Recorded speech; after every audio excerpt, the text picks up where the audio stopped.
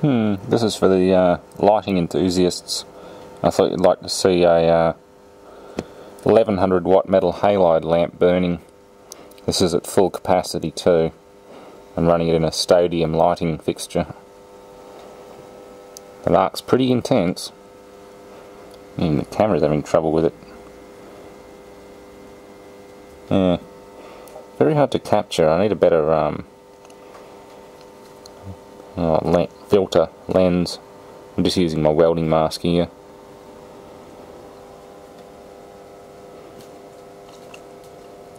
Which is seriously bright.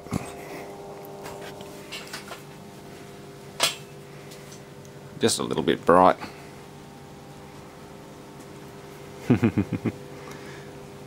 Thanks for watching, folks. Stay tuned for a bit more.